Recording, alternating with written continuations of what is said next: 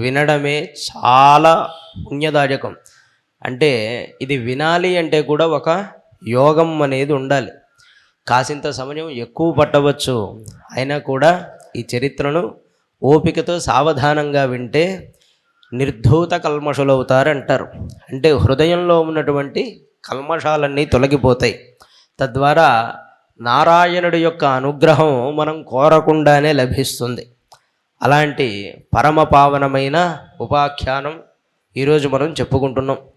ఇంతకీ అసలు ఈ ప్రహ్లాదోపాఖ్యానాన్ని రావడానికి కారణం ఏమిటి భాగవతంలో అంటే, పరీక్షిన్ మహారాజు ప్రశ్న చేయడమే. శుకుడు పరీక్షిన్ మహారాజుకి భాగవతాన్ని చెప్తున్నాడు కదండి. ఆ సందర్భంలో పరీక్షిన్ మహారాజు ఒక ప్రశ్న వేస్తాడు. సమఃప్రియ సుహృద్ బ్రహ్మన్ భూతానాం భగవాన్ స్వయం. అంటే స్వయంగా భగవంతుడు ఎప్పుడు సర్వభూత సముడు కదా. ఎప్పుడూ మీరు అదే చెప్తున్నారు మహర్షి. భగవంతుడికి తన వారిని కానీ పరాయి వాళ్ళని కానీ భేదం ఎప్పుడు లేదని చెప్తున్నారు. అలాంటప్పుడు అస్తమాను దేవతల కోసం ఈ నారాయణుడు రాక్షసుల్ని సంహారం చేస్తున్నాడు కదా. అంటే దేవతల కోసం చక్కగా రాక్షసుల్ని చంపుతున్నప్పుడు ఈయనకి పక్షపాతం అనేది ఉన్నట్లే కదా. ఒకళ్ళ కోసం ఒకళ్ళని చంపుతున్నారంటే ఒకడి కోసం యుద్ధం చేస్తున్నట్టే కదా. ఇంద్రస్యార్థే కథం దైత్యా అనే అవధేది విషమహాయథ. సమబుద్ధితో ఉండవలసినటువంటి నారాయణుడు ఇట్లాగా విషమ బుద్ధితో ఇతరుల్ని చంపవచ్చునా? పరమానంద స్వరూపుడు ఎటువంటి రూపం లేని వాడే రూపాన్ని ధరించాడని చెప్తున్నాడు. అట్లాంటి వాళ్ళు ఈ విధమైనటువంటి చర్య చేయవచ్చా? ఈ విషయంలో నాకు విష్ణుమూర్తి యొక్క చర్యల పైన సందేహం కలిగింది సుమా. కనుక మీలాంటి పెద్దవాళ్లే దానిని తొలగించడానికి సరైనటువంటి యోగ్యులు. అందుకే నేను మిమ్మల్ని ప్రశ్న చేస్తున్నాను అని పరీక్షిన్ మహారాజు శుకుడిని అడిగాడు. అప్పుడు శుకుడు అంటున్నాడు, సాధు పృష్టం. మహారాజా, నువ్వు అడిగింది చాలా మంచి ప్రశ్న సుమా. హరేశ్చరితం అద్భుతం. పైగా అలాగనే ఆయన చరిత్ర ఎట్లాంటిది అనుకున్నావు? అద్భుతమైనది. అద్భుతం అంటే ఎక్కడ వాడతారు తెలుసా అండి?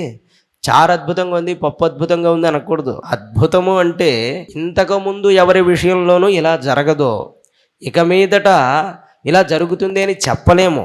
ఇంతకుముందు ఎక్కడా జరగలేదు, ఇక మీదట ఇలా జరగదు. అంత గొప్పదైన విషయం ఎక్కడైనా జరిగితే దాన్ని అద్భుతం అనే పేర చెప్పవలసి ఉంటున్నది. హరి యొక్క చరిత్ర అనేది హరికి మాత్రమే చెల్లుబాటైనది. ఎందుకంటే ఆయన లీలలు ఇంకొకరు చేయలేరు కదా. హరేశ్చరితం అద్భుతం. అలాగే యద్భాగవత మాహాత్మ్యం భగవద్భక్తి వర్ధనం. ఈ భగవంతుడి యొక్క కథలు అనేవి చాలా గొప్పవి. అందులో భగవద్భక్తుల మహిమ కూడా వర్ణింపబడుతూ ఉంటుంది. కనుక మనసులో భక్తిని పెంపొందింపజేస్తూ ఉంటుంది. గీడతే పరమం పుణ్యం ఋషిభి నారదాదిభి. ఇప్పుడు నేను చెప్పేటువంటి ఈ కథ అనేది నారదాదులు కూడా దీనిని గానం చేశారు సుమా. అలాంటి గొప్పదైనటువంటి గాథ. నత్వా కృష్ణాయ మునరే కథడిష్యే హరే కథాం. శుకుడు అంటున్నాడు, నేను కృష్ణాయ మునరే వేదవ్యాసుడికి నమస్కారం చేసుకుని ఈ యొక్క గాథను చెప్తున్నాను సుమా. భగవానుడికి రూపం లేదన్నటువంటి మాట నిజమే, రూపం ఉన్నది అన్నటువంటి మాట నిజమే. అది అలాగే చెప్తాను. నిర్గుణోపిహ్యజ అవ్యక్త భగవాన్ ప్రకృతే పరః స్వమాయాగుణమావిశ్య బాధ్య బాధకతాంగతా. పెద్ద పెద్ద వేదాంత చర్చలకు వెళ్ళక్కర్లేదు, కానీ ఇక్కడ ఒక విషయాన్ని తెలుసుకోవాలి. భగవంతుడు ప్రకృతి అంతటా ఉంటాడు. అంటే కనిపించే వికారములన్నిట్లోనూ భగవంతుడే ఉన్నాడు. అదే కదండి మనం అనేది. అన్ని చోట్ల భగవంతుడు ఉంటేనే కదలిక అనేది ఉంటుంది. అలాగే దీనికి అతీతంగా కూడా భగవంతుడనేవాడు ఉన్నాడు. పాదోస్య విశ్వాభూతాని త్రిపాదస్యామృతం దివి. పురుష సూక్తం చెప్పినటువంటి మాట.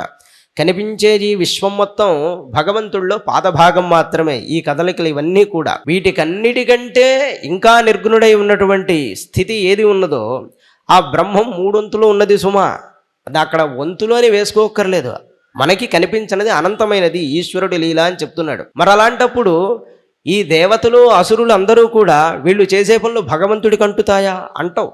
ఉదాహరణకి ఒక దీపపు వెలుగులో ఒకడు భగవద్గీత చదివాడు అనుకుందాం, ఒకడు హత్య చేసాడు అనుకుందాం. ఈ భగవద్గీతకు దీపం అదే సాక్షి, ఆ హత్యకు దీపం అదే సాక్షి. భగవంతుడు అన్నిటికీ సాక్షి అంటే అట్లా సాక్ష్యంగా ఉంటాడు. రేపొద్దున ఇక్కడ చాలామంది ప్రశ్న వేస్తారు, అంతా భగవంతుడే చేయిస్తున్నాడు కదా. అందరిలో దూరి భగవంతుడే చేయిస్తున్నప్పుడు భగవంతుడిదే తప్పు కానీ మాదవుతుందా? ఈ తప్పు అవుతుందా అని ప్రశ్న వేస్తారు. అప్పుడు ఒక దొంగ దొంగతనం చేసి భగవంతుడే నా చేత చేయించాడు అన్నాడు అనుకుందాం. పోలీసు కూడా భగవంతుడే నా చేత శిక్ష వేయిస్తున్నాడు అంటాడు. సరిపోతుంది కదండి.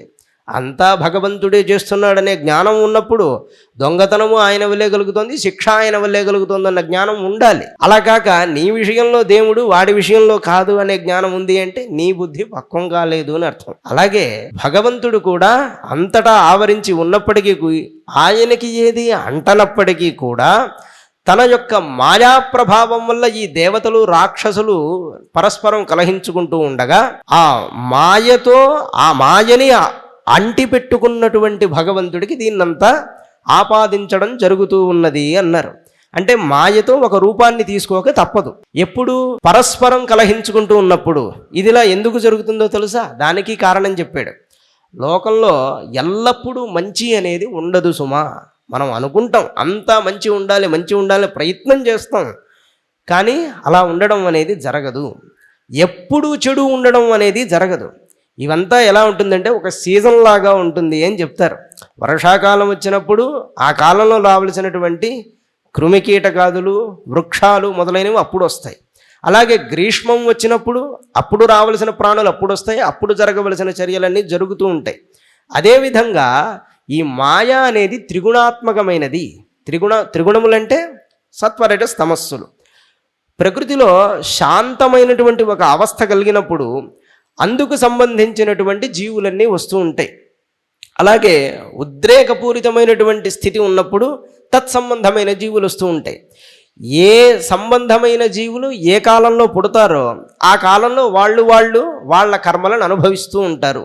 అనగా ఒకనొకప్పుడు సాత్వికత ఎక్కువ ఉన్నప్పుడు దేవతలు జయాన్ని పొందుతారు. వాళ్ళు దేవతలు అనుభవించారు కదా ఆనందాన్ని. అలాగే రజస్సు బాగా ఉన్నప్పుడు అసురులు ఆవిర్భవిస్తూ ఉంటారు. ఎందుకంటే అది వాళ్ళ పీరియడ్ అంటాం మనం, వాళ్ళ యొక్క కాలం అది. తమస్సు ఎక్కువగా ఉన్నప్పుడు యక్షులు, భూతాదులు మొదలైన వాళ్ళంతా ఆనందాన్ని అనుభవిస్తూ ఉంటారు. ఇలా ఏ కాలంలో ఎవరెవరు దేన్ని పొందాలో ఆ కాలానుగుణంగా ఈశ్వరుడు అనుగ్రహిస్తూ ఉంటాడే తప్ప ప్రత్యేకించి ఆయన ఒకళ్ళకి సహాయం చేయడం, ఒకళ్ళని నిరాకరించడం అనేది ఉండదు.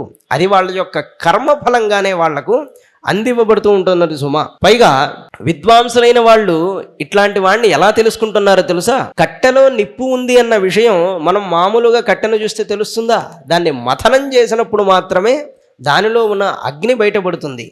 అదేవిధంగా పెరుగులో వెన్న ఉన్న విషయం, నెయ్యి ఉన్న విషయం ఎప్పుడు తెలుస్తుంది? మథించినప్పుడే తెలుస్తుంది.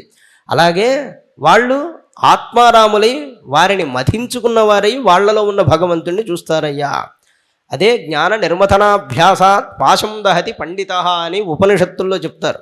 జ్ఞాన నిర్మథనం చేతనే వాళ్ళు అలాంటి గొప్ప స్థితిని పొందుతూ ఉంటారు. అత్ర ఏవ ఉదాహృత పూర్వం ఇతిహాస సురర్షిన. ఈ విషయంలో నీకు సంశయాలు అన్నీ తొలగిపోవడానికి, చక్కగా విషయం అర్థం అవ్వడానికి ఒక ప్రాచీనమైనటువంటి గాథని నేను నీకు చెప్తున్నాను. అయితే ఈ గాథ ఎప్పుడు జరిగిందో తెలుసా? మీ తాతయ్య గారైనటువంటి ధర్మరాజు నారద మహర్షిని ప్రశ్న చేశారు. ప్రీత్యా మహక్రతూ రాజన్ పృచ్ఛతే అజాతశత్రవే రాజసూయం అనే యాగ